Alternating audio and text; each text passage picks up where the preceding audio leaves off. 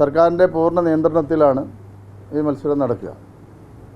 ഇതിനാവശ്യമായിട്ടുള്ള മുഴുവൻ സാമ്പത്തിക സഹായവും കേരളത്തിലെ വ്യാപാര സമൂഹം എന്നാണ് പറഞ്ഞിട്ടുള്ളത്.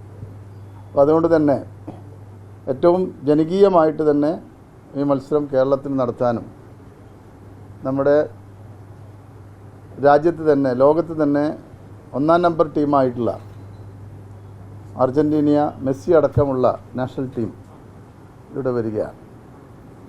ഇതുമായി ബന്ധപ്പെട്ടുള്ള ഔദ്യോഗികമായിട്ടുള്ളൊരു പ്രഖ്യാപനം അത് അർജൻറ്റീനയാണ് നടത്തുന്നത്. അവർ അടുത്ത 1.5 മാസത്തിനകം ഒരു കേരളത്തിൽ വരും. കേരളത്തിൽ വന്നതിന് ശേഷം ഔദ്യോഗികമായി സർക്കാരും അർജൻറ്റീനൻ നാഷണൽ ടീമും സംയുക്തമായിട്ടുള്ള ഒരു പ്രഖ്യാപനം നടത്താനാണ് ഇപ്പോൾ തീരുമാനിച്ചിട്ടുള്ളത്.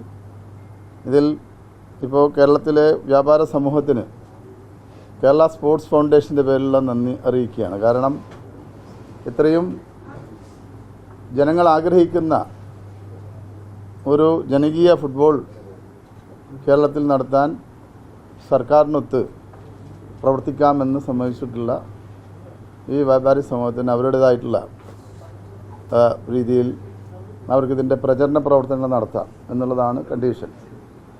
അപ്പോൾ അത് അവർ നല്ല രീതിയിൽ തന്നെ ചെയ്യും. നമ്മളിത് സർക്കാർ നേരിട്ട് തന്നെ ഇത് മോണിറ്റർ ചെയ്ത് മുന്നോട്ട് പോകാനാണ് നമ്മൾ ശ്രദ്ധിക്കുക. ഇതുമായി ബന്ധപ്പെട്ട എല്ലാ ഒരുക്കങ്ങൾക്കും സർക്കാർ നേതൃത്വം നൽകും. സെക്യൂരിറ്റി അടക്കമുള്ള കാര്യങ്ങളുണ്ട് ഇതിൽ. അപ്പോൾ ഇതെല്ലാം തന്നെ ഗവൺമെൻറ്റാണ് നേരിട്ട് ചെയ്യുക. ഇതാണ് ഇതുമായി ബന്ധപ്പെട്ട് പറയാനുള്ളത്.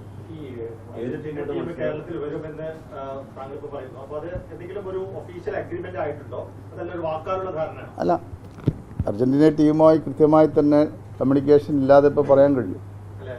ഇതിനു മുമ്പും നമ്മൾ പറഞ്ഞിരുന്നല്ലോ, നിങ്ങളൊക്കെ എഴുതിയിരുന്നല്ലോ. ഇപ്പോൾ ഇത്തരത്തിൽ ഇത് പറയാൻ കാരണം കൃത്യമായി തന്നെ അവർ ഫിഫ വിൻഡോ പ്രകാരം വരുന്ന സമയം നിശ്ചയിച്ചിട്ടുണ്ട്. ഇതിൽ മറ്റൊരു കാര്യം നമ്മൾ കാണാനുള്ളത്, നമ്മളല്ല ഇത് സർക്കാരുമായി സംയുക്തമായി അർജൻറ്റീന ടീമുമായിട്ടാണ് നമ്മളിതിന് പ്രഖ്യാപിക്കേണ്ടത് ഡേറ്റ്. അപ്പോൾ തീയതി അവർ വന്നതിന് ശേഷം അവർ പ്രഖ്യാപിക്കട്ടെ, അവർ പ്രഖ്യാപിക്കും. അതെ, അതിൻ്റെ ബന്ധപ്പെട്ട ആളുകൾ ഇവിടെ അസോസിയേഷൻ്റെ ആളുകൾ എത്തും.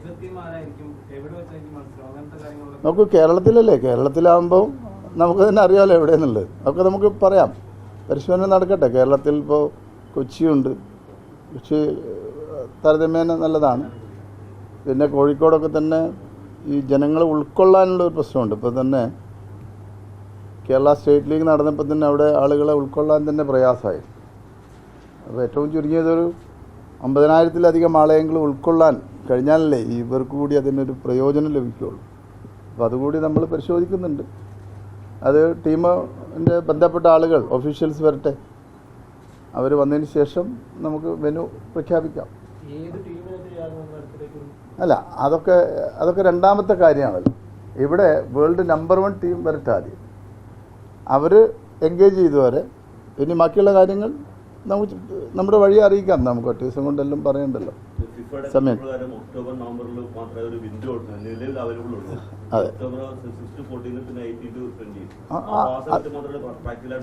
അതെ അതെ അതെ ആ ഒരു ഡേറ്റ് ആവുമല്ലോ. ഫിഫ വിൻഡോ അങ്ങനെ തന്നെയാണല്ലോ.